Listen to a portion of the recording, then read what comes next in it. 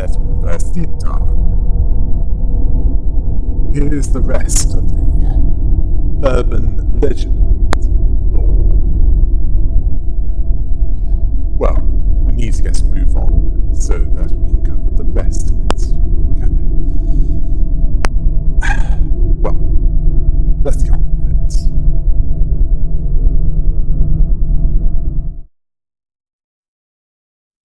Next we have the Molar Office.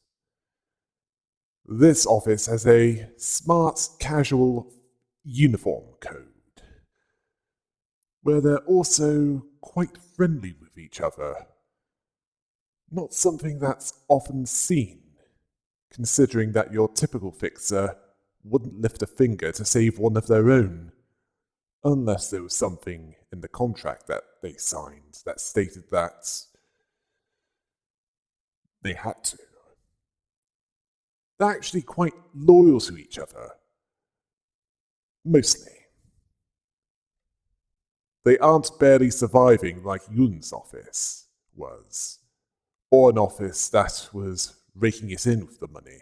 They were somewhere in between, getting by and doing well at it.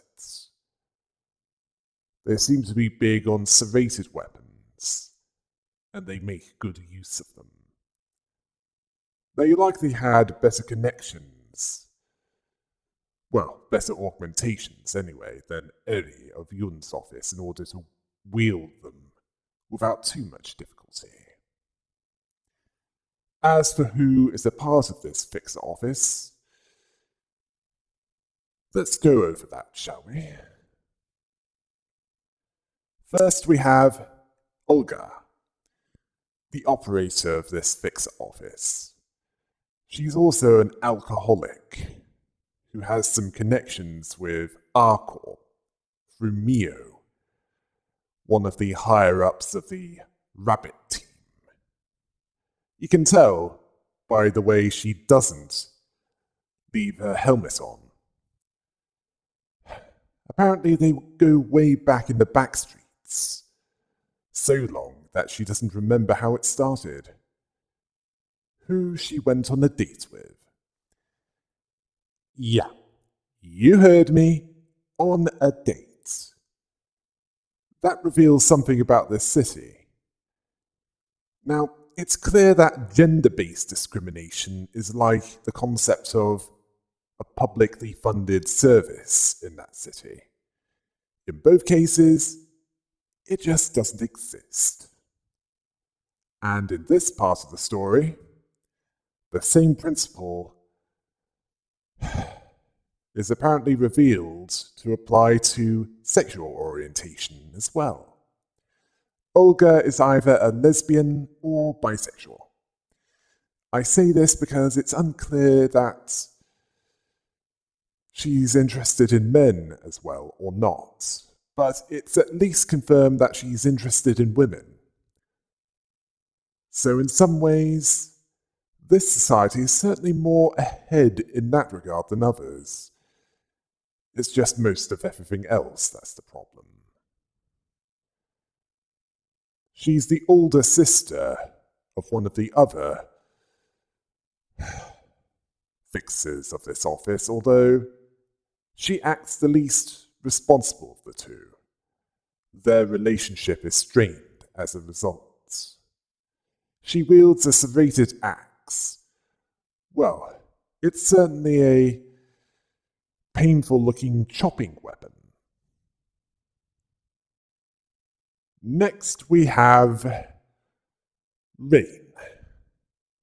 He's Olga's younger brother, although he acts more responsibly, especially in terms of her alcoholism.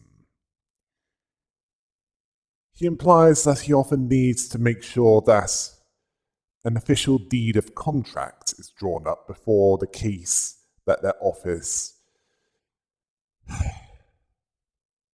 undertakes is accepted.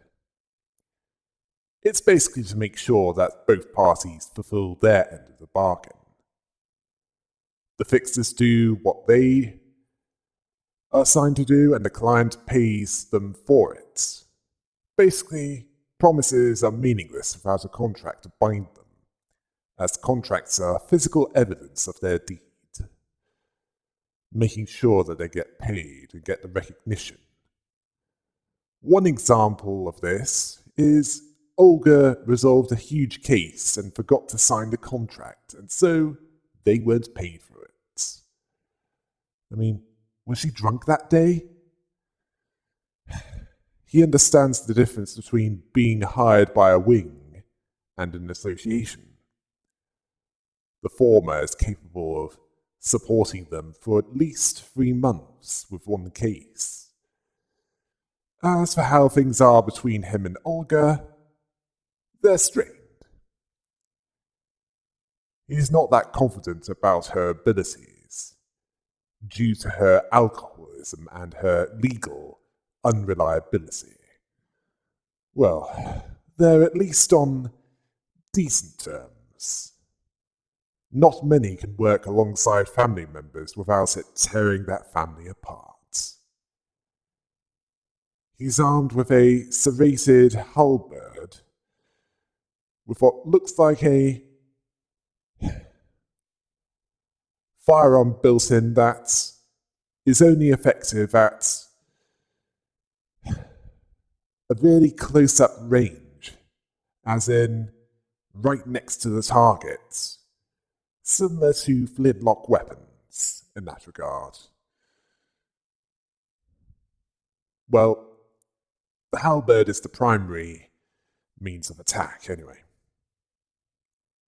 But finally, we have Mika. This glasses-wearing fixer and friend of Olga and Rain. Well, Rain considers her to be more reliable than Olga. Well, there are reasons for that. Although Mika has a past, where if things happened differently, I doubt that she'd be a fixer. She was the daughter of a small workshop owner. Now the question is, why is she a fixer? Well, that's because her father was given a specific technology from a friend. A friend that asked him to make weapons for his office. Yeah, weapons out of that technology. And her father made them as requested. What's the problem, you may ask? The technology was stolen! He didn't find that out until his friend was testing them out and was awaiting the payment transfer. He found out via a cease and desist letter sent to his workshop. Yeah, he was a victim of fraud, and he got the rap for it. That technology was patented, and it's forbidden to make or sell anything using patented tech without the purchasing of the rights to it. Now, that cease and desist letter was a warning, where all profit earned from selling the infringed tech must be paid to the head. Yeah. Not ones you'd want to off. So it's best to pay them off, because if the infringer can't or won't pay by the third cease and desist letter, then something worse than a repossession will take place. They'll send a claw to tear them apart quicker than Jason Voorhees when he sees someone dressed as his mother. I'm guessing that the claw was sent in her father's case, as that workshop is no longer around. As for those who keep track of the workshops, that's the role of Trez Association. They make sure that what the workshops do meets the city's standards, and if they don't, suggestions are made on how to make it up to standard. In the case of firearms, That would be anything that doesn't violate the ethics law that prevents guns from being too effective at killing. Basically, the workshops can't sell their wares without the Traders Association approving of it. As for what she's armed with a serrated longsword. Yeah, they seem to be big on serrated weapons, aren't they? The story continues at the platform of a warp train station. Rain was asking his older sister, Olga, about the message from T-Corps, but she was still hungover from a drinking party with her friends from the same corner of the back streets that they were from the previous night. They went to the pub and got wasted all night. According to Mika, this wasn't the first time this has happened, as Rain was annoyed by this, as she drank enough for her head to still be ringing, and to make it worse, she used their office funds to pay for it. Has she not heard of what embezzlement is? As for why they're about to board the warp train, apparently they've used it before, and Olga made herself look a fool last time. It's because they were hired by Arcor through Mio of the Rabbit team, an old friend of Olga's. Their assignment is investigate the library and see if it has any connections to Elcor, which included an invitation and some warp train tickets.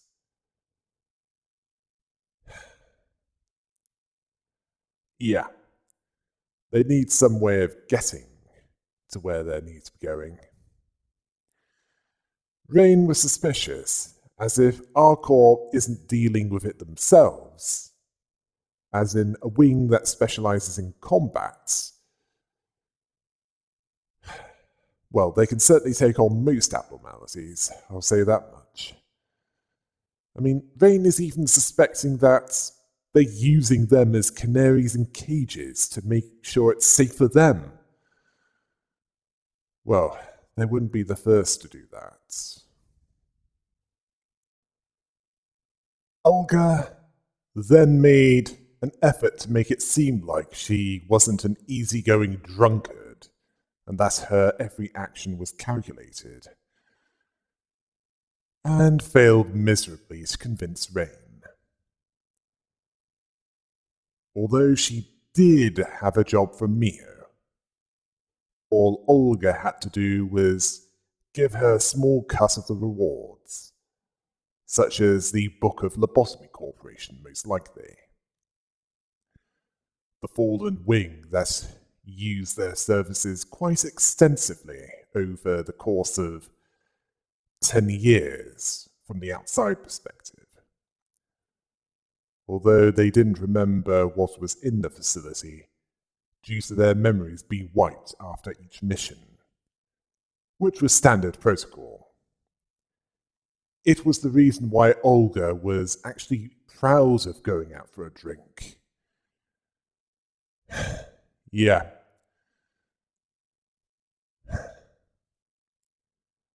Not many circumstances you can say that about, can you? As for what Rain thought of this, Rain questioned if Mio was trustworthy. Olga described her as acting hot-headed, but was pretty nice once you get to know her. Oh yeah, I bet you do. Yeah, this means that Mio is either lesbian or bisexual as well.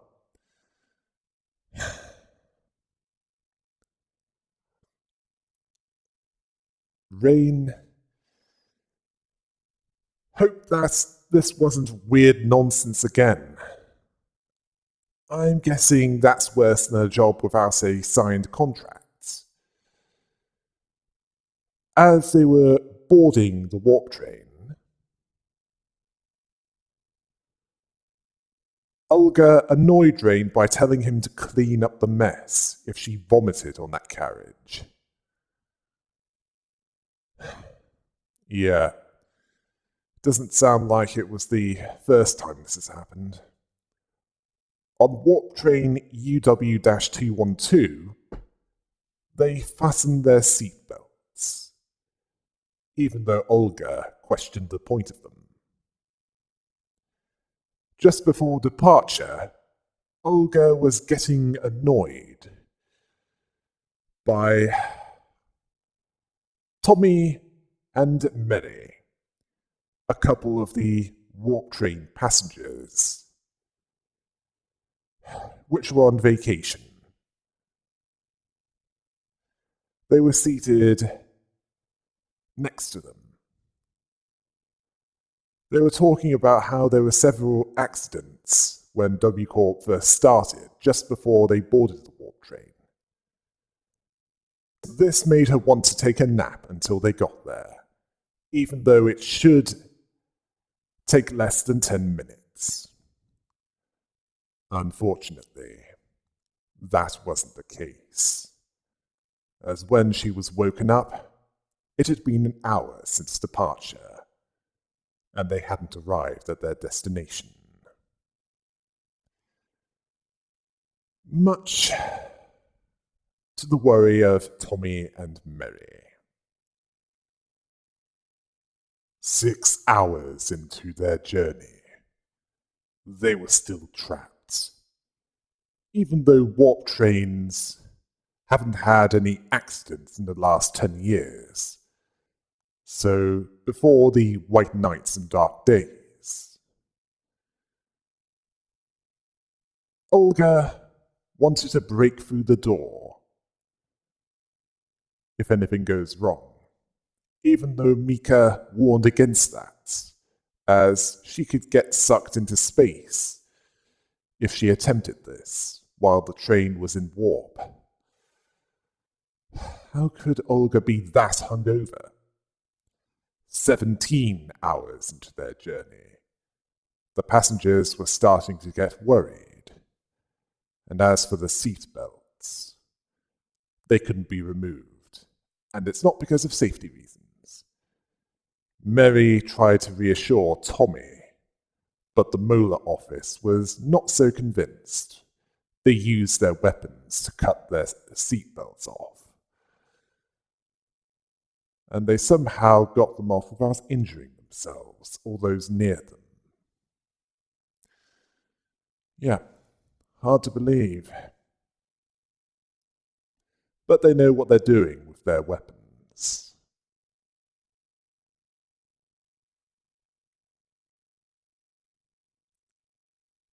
"31 hours into their journey. That's over a full day. They managed to remove everyone from their seatbelts, but 300 were trapped in the warp train without anyone arriving to check up on them. It's certainly not having a positive psychological effect on those on board. Would it have for anyone?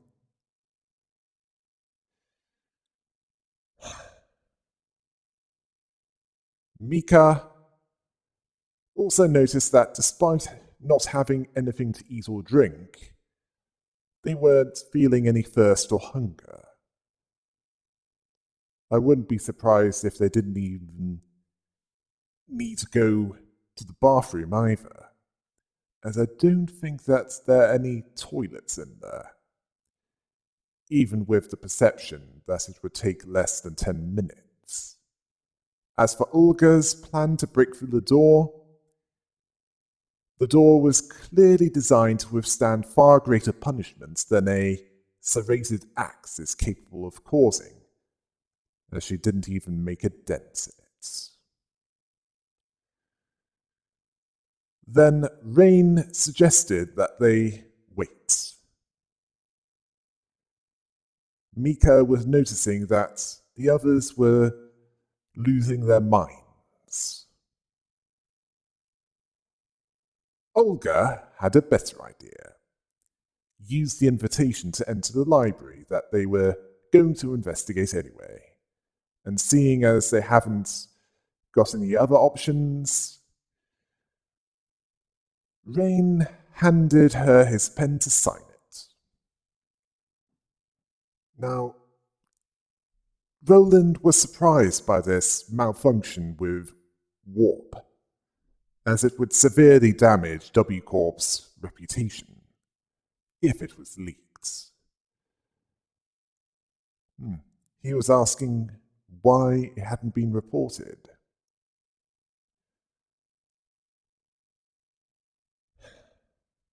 Angela wanted to make sure that she understood the situation, that the warp train was supposed to arrive in only 10 seconds. They operate with their singularity, which gets them to any station in 10 seconds, regardless of distance.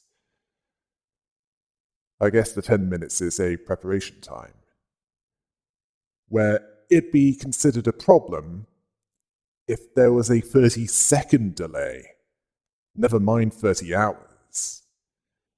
I mean, that would trash a company's reputation in our world, never mind in a world as grimdark as that.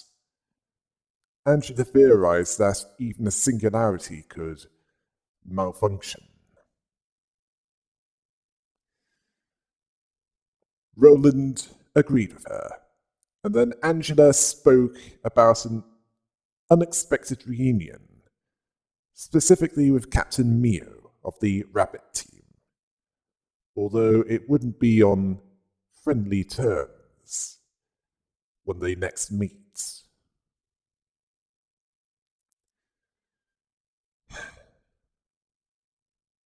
They were on friendly terms.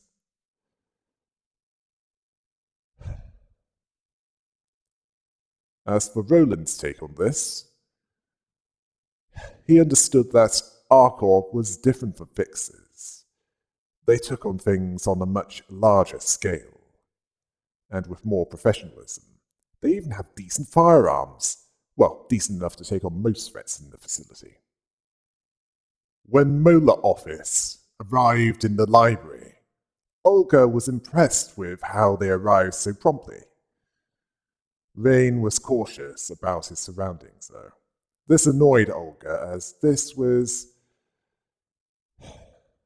talk that almost made her vomit. Mika agreed with Rain. Olga felt slightly resentful towards the two after her plan got them out of the warp train. Then Angela greeted them, who attracted some attention from Olga. Yeah, that kind of attention. Rain apologized on her behalf as they're not only in a hurry, but she's hungover. Angela understood as she had experience dealing with drunkards. You think? How many drunkards are in that place? Roland? Nezhak? I mean, was Ian a drunkard when he really let himself go? Wouldn't put it past him.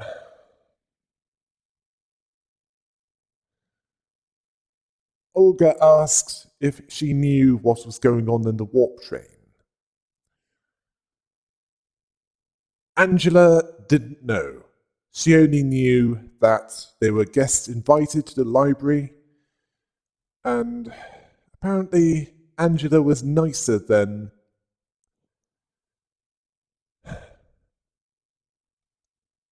she was described by Mio. Clearly, that was a part of what she needed to know about their job, including the part that she's an android.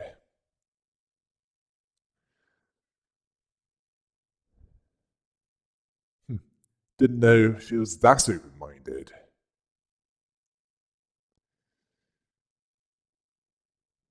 As for Mika, regarding seeing this, she wisely advised Olga not to provoke her. But Olga decided to try and chat up Angela, while asking if she knew what relationship the library and Elcorb had with each other. I wouldn't be surprised if she was shameless with that sober. As for the answer to this question, and yes, San did leave that information for the Y Association. Angela told her that the answers are in the books that they seek.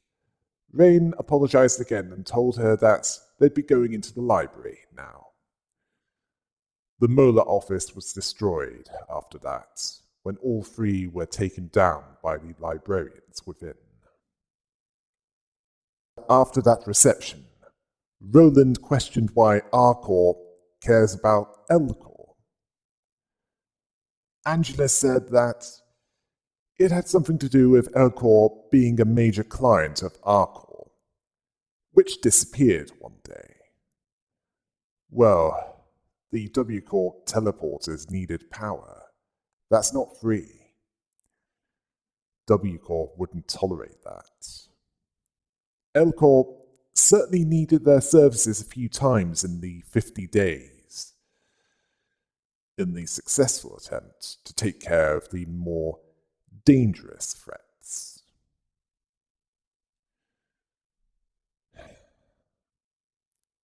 It certainly made sense to Roland, as Elcorp and its nest weren't exactly blessed with military strength. So Elcorp, with its power generation, and Arcorp, with its powerful troops. It was a mutually beneficial partnership, as it was with W-Corp. Each had something that they needed, and that they were able to come with an arrangement with each other in such a way that it wouldn't make it seem like a threat to those in power, as in the head. Roland thought that this disproved trickle-down economics. You really think that they care about improving society? Please tell me that you're joking, because if you were, stick to your day job, Roland. Angela, on the other hand, she told Roland that she was simply following orders. An excuse that she can no longer make, as she's the one giving the orders. Roland understood that much, as it didn't matter if it was the wings or the backstreets. Whoever is in charge gives the orders, and others follow them. Next we have the red shoes, Hode's second abnormality. These are fairy tale themed, where a girl wore red shoes to church and then was cursed to keep dancing even after death by an angel. She had to have her feet chopped off, and even then the shoes prevented her from attending church. And only after she begged for mercy, she was given it, in the form of her dying and passing to heaven. Apparently, this story was loosely based on Hans Christian Andersen's half-sister Karen. They didn't get on. Quite the vindictive, wasn't he? As for the red shoes in the facility, they were harmless by themselves, but if they weren't temperate enough or had a less than good work result, they would draw in an employee, and if they weren't stopped in time, that employee would put on the shoes, and the shoes would possess the wearer, and their appearance would change, and they'd go shining on anyone that they met, and the only way to stop them was to kill them. And after that, the shoes would go back to containment. In the library, on the other hand, they moved independently, and wanted nothing but to kill any that they met, with weapons that they wield by themselves this time. The red shoes desire glamour, and they don't want to share. Considering their crimson looked bedazzling, even down to the bloodstains on them. Who'd notice on those shoes? It wants more blood, and wants it from its victims. As for what Hode has to say about this, she understood that some were blinded by the desire to wear them. That they did to those that did wear them what that executioner did in that story. The librarian with her could only comment on how red they were with the blood of previous victims, and how they would charm their victims. The stage of the red shoes looks like a museum of fashion filled with shoes, with a large window that lets in the light, and a red carpet that suffered from battle damage, along with severed legs, and blood everywhere. Seems more like the inside of a department store if the purge was over a 24-hour period. Whatever the case, that's how it looks. After the red shoes were turned into scraps of leather, Roland delivered some more books for Hode, who noted how hard he was working, and then asked how he was doing with Angela, who answered that she can be scary at times, but is livable. You think? Have you forgotten what happened the first time that you two met? I mean, she could be in Mortal Kombat with that level of dismemberment.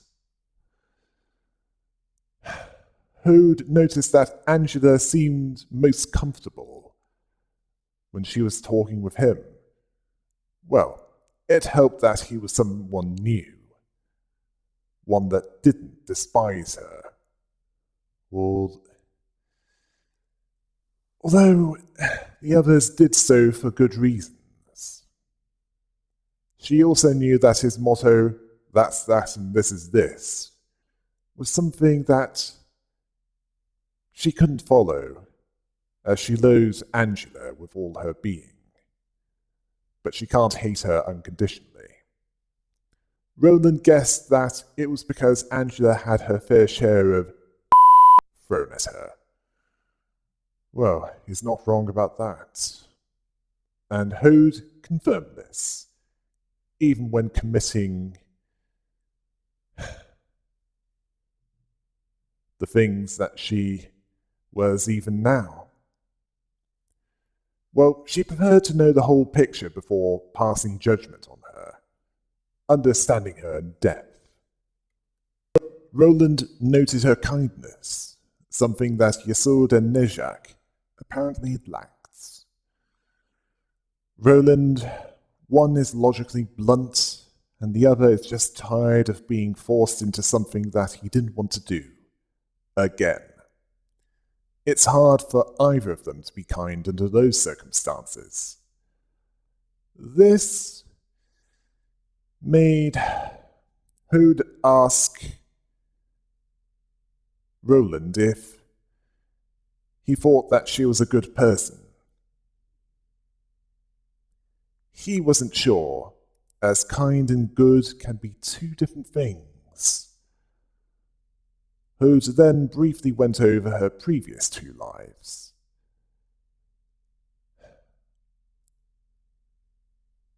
As Malkuth put it, whereas Roland understood it, they were doing research to cure humanity of the disease of the mind, and she was responsible for killing many people. Which surprised Roland, as she didn't exactly scream serial killer by how she looked. They rarely do, until they strike. But in her case, looks weren't deceiving, although that's due to her being a spy for the head that warned them of the experiments, about the atrocities that they were committing. It must have been bad even by the head standards if they were willing to send an arbiter and 2 claws to take care of the Bosmy Corporation. She was responsible for many deaths, including Kali and Daniel. As for what happened between Michelle, informing on Elcor to the head, and her rebirth as Hode, well, she killed herself due to the guilt of betraying her colleagues. Well, at least that detail was cleared up. We certainly know that it wasn't due to Ayn.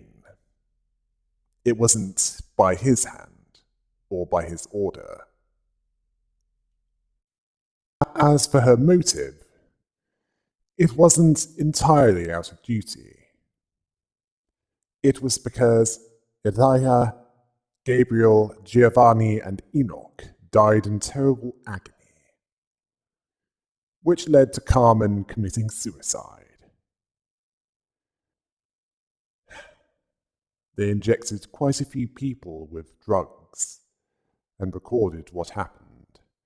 Well, specifically Cogito. As for how this went undetected for so long, it was a laboratory hidden in the outskirts, an area where the head and its eyes usually don't give a about.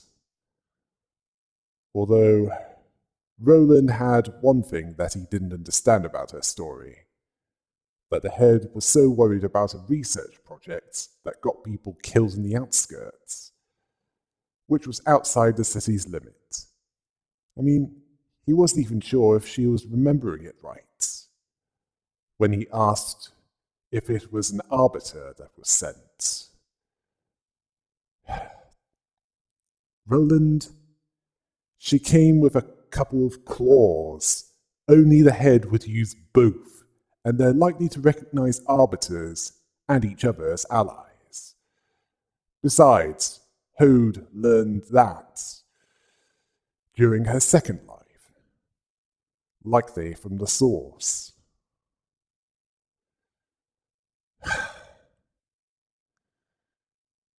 Now, Hode was actually surprised that he didn't lambast her for being a traitor to Elcor. Yes, I'm wondering that as well.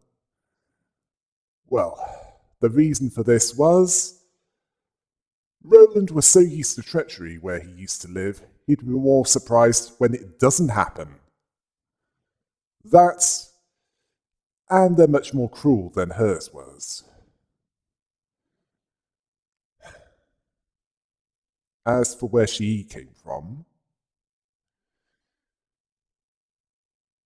she was born in a nest and went to school there. Most of the patron librarians were from a nest of some kind, although one was from the back streets, like him, and one was from the outskirts. Yeah, they were mostly elites that lived miserable lives, as he put it. He gained a respect for what they were doing, as they left behind the comfort of life in a nest to perform research in the outskirts. Although this meant that the reason why she couldn't blindly hate Angela was mostly an excuse for herself. She made a mistake once, but she genuinely wants to become better than who she was. Yet she still can't forgive Angela for her actions. In a flashback, it had been 2 days since most of the Separars stood against Angela, whom put up more of a fight than she expected. Malkuth made it clear that they wouldn't just sleep because she told them to. Bynard believed that it was only a matter of time before. Well, time was what mattered to her the most. Hode reported heavy employee injuries. Nezhak reported that the regenerators were starting to be strained. Angela found it irritating that she couldn't just pass a day or two after putting up with the play for a long time. 2 days that had passed, slower than the typical bureaucratic process outside of a major crisis. Hokma was unwilling to just let her deed born from personal desire to be brought to fruition. It was a more even fight between Gebura and Bynard this time around, as Bynard was now aware of EGO and its capabilities. Yesod reported that all welfare and disciplinary employees were dead. Their efforts were ultimately in vain, as Angela would make sure that the light wasn't spread for the full 7 days. It would last 4 days at most, leaving between 2 to 3 days' worth for herself. This led to a stalemate. Hokma asked what the point of her talking with them is, possibly with some suspicions of her motive after what she pulled. She wanted to negotiate with them. She wanted to live.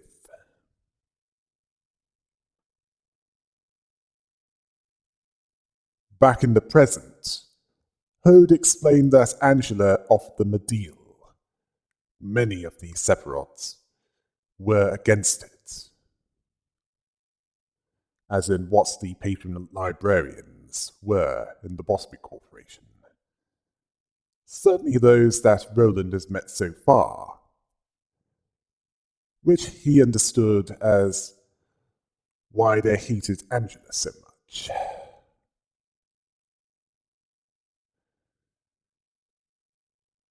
Along with Hokma, whom he has yet to meet. As for the others, they deferred. They clearly had their reasons. This made Roland question why Hode would be against her offer if she thought that Angela could become better. It was because Hode believed that she could repent for her sins with death. Yeah, she was meant to die at the end of the plan that Angela sabotaged. They were meant to shut down, knowing that their work was done. Roland was surprised by this, which surprised Hode as she thought that he'd blame her for running away from her problems, even at the end. It's because he's not a strong or spirited person, so he found that understandable. In short, she objected to Angela's offer faster than a lawyer in a certain video game series, because she wanted to die as atonement for her previous actions. But now that she's fought it over, she's willing to give Angela a chance. It helps to have an outsider's perspective. Well, she thanked him for listening to her.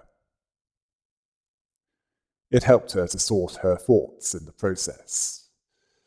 After that, Roland left the floor of literature, as he had other books to deliver, besides hers.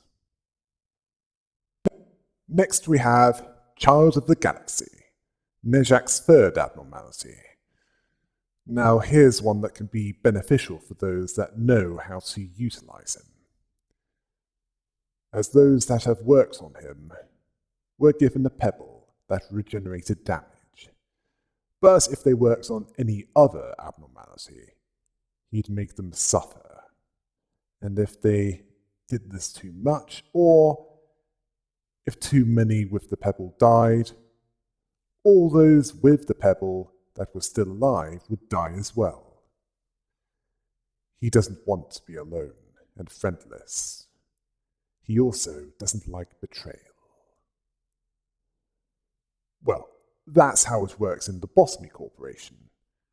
In this case, he has friends that won't be out of place in a game series where children send dangerous creatures to fight each other,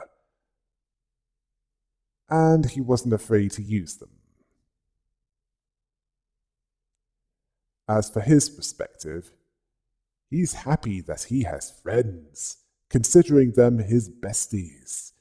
He fears loneliness and doesn't like it when his friends are hurt. He feels sadness, especially when cruel people try to take his friends away from him, where he either begs them not to take his friends away, or he'll take their friends away to punish them.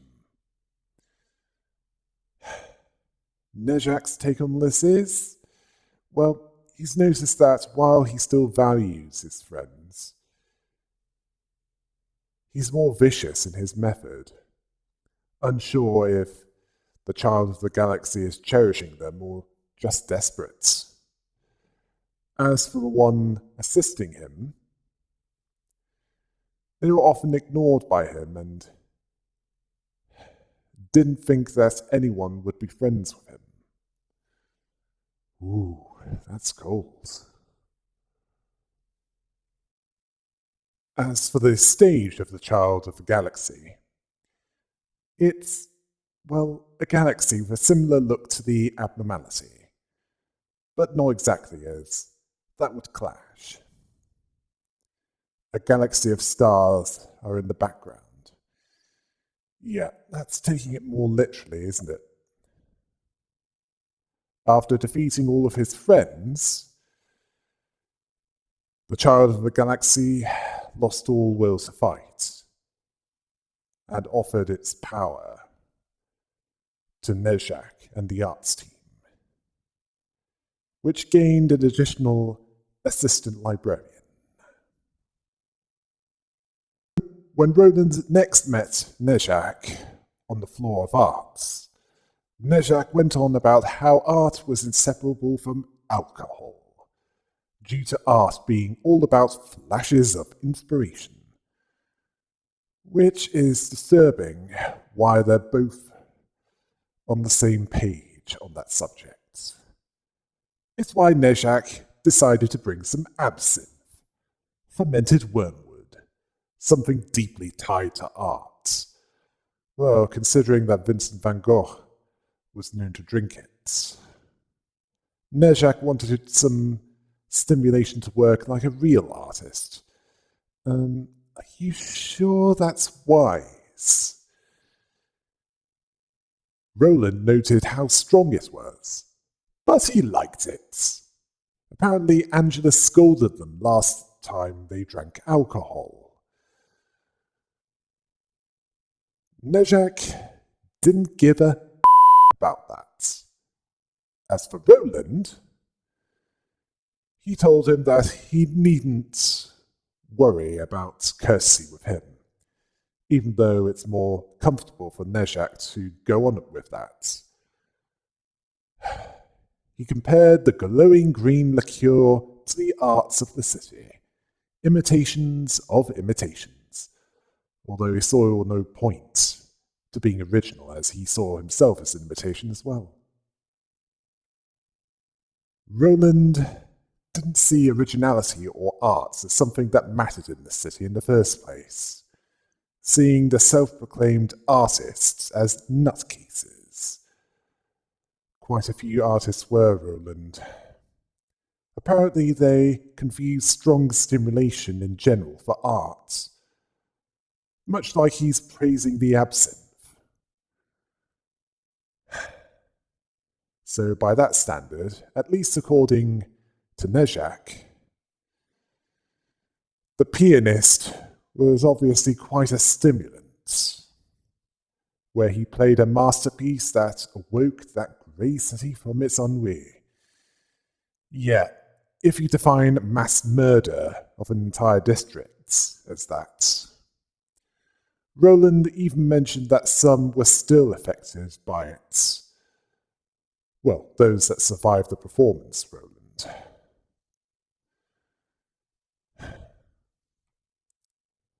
But was either largely unaffected by it or was far enough away for it not to be too much of an effect. Well, that's how it affected Roland, as in not much at all. He noticed that Nezhak had taken a liking to art based on his conversation. Nezhak wanted to live the life of an artist, one that could express all of his emotions on the canvas or whatever he was using to do so. And then Roland asked how Nezhak got involved with curing humanity. Apparently it was to be of help to someone, although he wasn't entirely sure. Roland thought it was his first love. Nezhak wasn't so sure, as he didn't think that it'd work out even if he thought so, even though he still had hope to make things better, putting the lives of others ahead of his own, which was why he volunteered for the Cogito experiments, and also why he stood with Malkouf against Angela.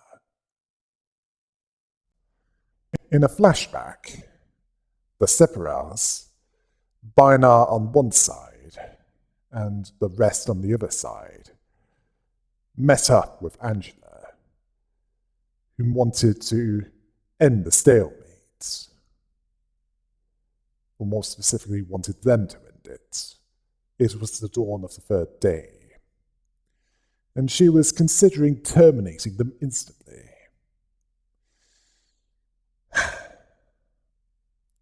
Gebura agreed with her on this matter, as spreading half of the light wasn't what she was fighting for, much to the shock of Hode, as they might lose everything.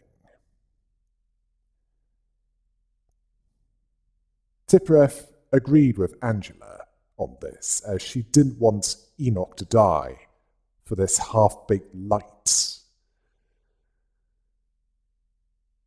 Yesod was unwilling to gamble on this.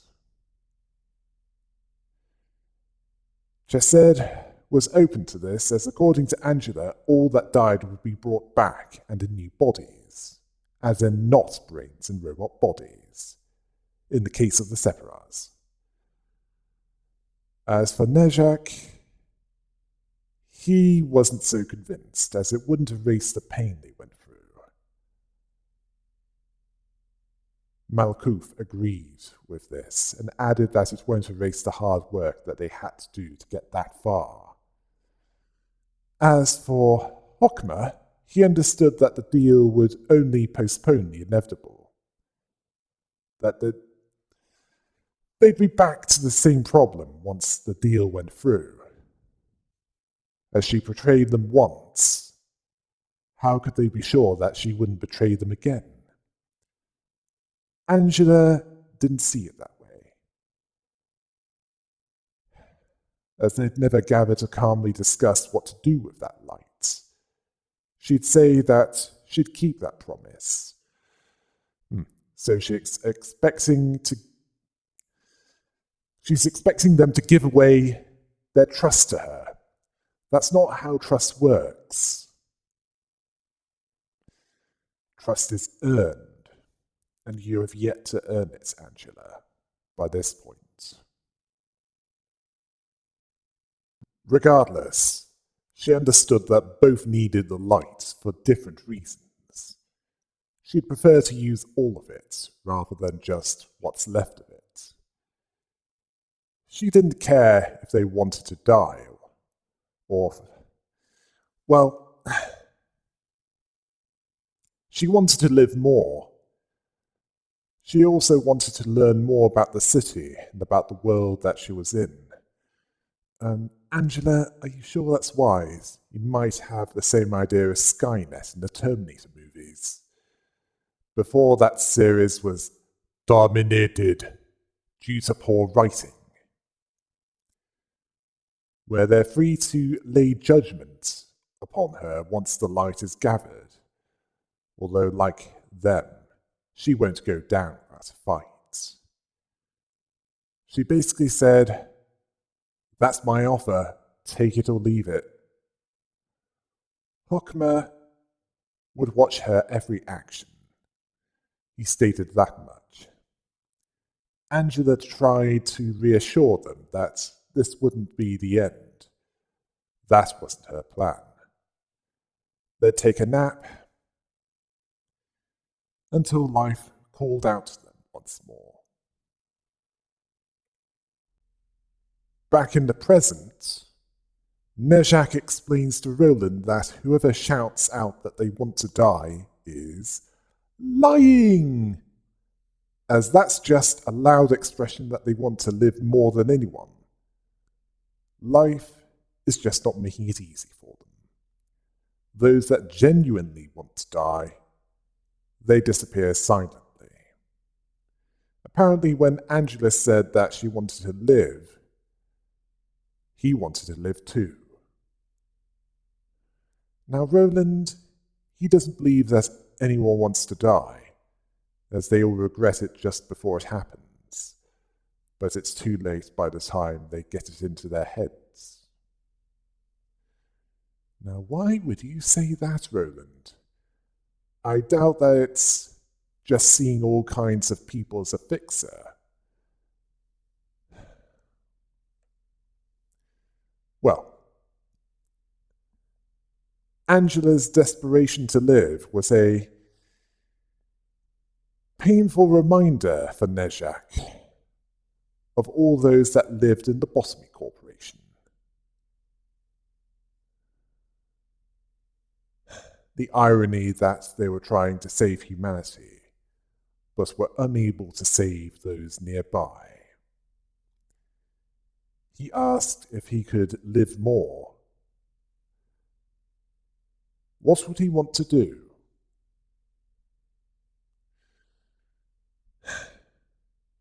Now, Roland, he agreed that he needed to think about what he wanted to do with his life. As for what Roland wanted, he was unsure if he wanted to go back to being a fixer after all he's been through. There was still time to think about this. Then they toasted to that with the absinthe. Can these two not cope with sobriety at all? Then again, Roland is not that much better sober. When the library went up to an urban plague type threat, Angela asked Roland if they were to receive guests from major syndicates and even wings from that point onwards, which was the third most surprising thing that happened to him while there. What's the second? That you finally found a drinking buddy? Apparently, the third most surprising thing was that she called him Roland, something that she's never done before. It's because she trusts him more, and that was just to show that she did so. Last time he was called by that name, it was from his family, specifically from his wife. Yeah, can you believe that someone was willing to marry that? Oh.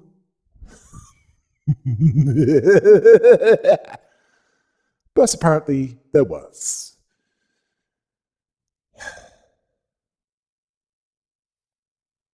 Now, Angela was unfamiliar with the inefficient practice among humans known as marriage, She wanted to learn more, but Roland warned her that it was an overall banal story with some sad moments. She was open to him telling her that, even though he was annoyed that she wouldn't tell him hers. It was a sensitive and, well, it was a sensitive subject and she'd rather not recount it due to it looping over and over for 10,000 years. It'd probably be torture for most of us before it passed just 1 year, even if it was something like reading the complete works of Shakespeare or the Arabian Nights, as even that would get boring if you read it enough times. I mean, we'd probably choke ourselves to death the 5th time around, much as she would if she was able to. But unfortunately, as a certain Austrian bodybuilder would put it, well, someone of Austrian origin, anyway, she can't self-dominate. As for Roland's story, he had a strong work ethic and was quite suitable for fixer work due to his background in the back streets. He even got a house in the nicer parts of the back streets, and even got what he could consider to be a soulmate, someone who was tough enough to keep up with him. He felt that wherever she was, he belonged. He didn't attract her attention overnight. They had some meetings in the field due to them being in the same industry, and she was quite capable of destroying her opposition. So he knew better than to her off. She was seen as dependable because of this. It wasn't entirely stable between them, though. But they eventually married. He still felt the ups and downs even now. They gathered enough money in their work between them to live peacefully for a while. He felt truly happy with her. For most of his life he was alone, but he could rely on her.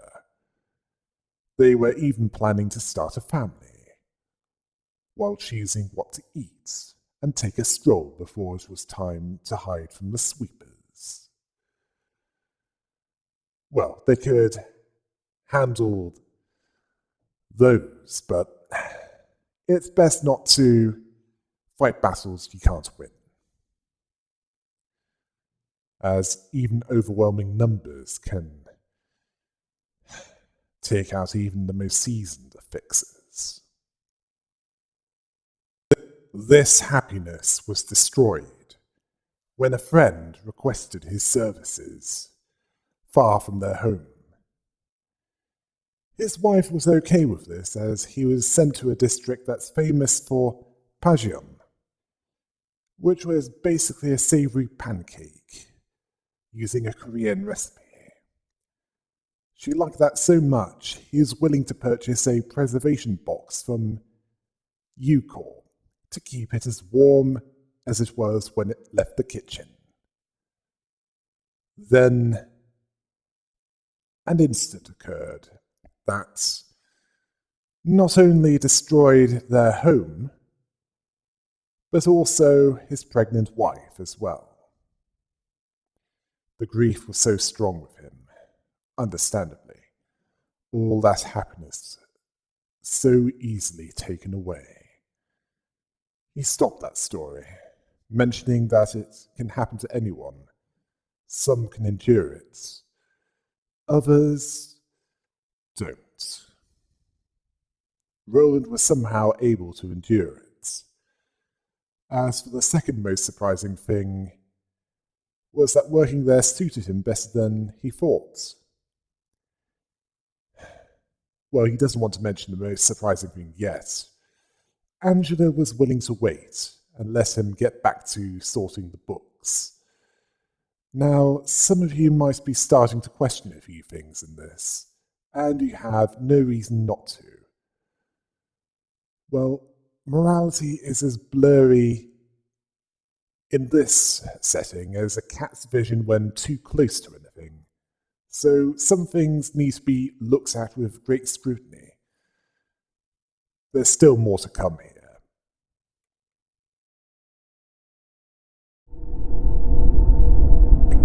Right. Next we'll have the urban plague or breakdown. Things get a bit more exotic in places. Until next time. Hail the rabbits!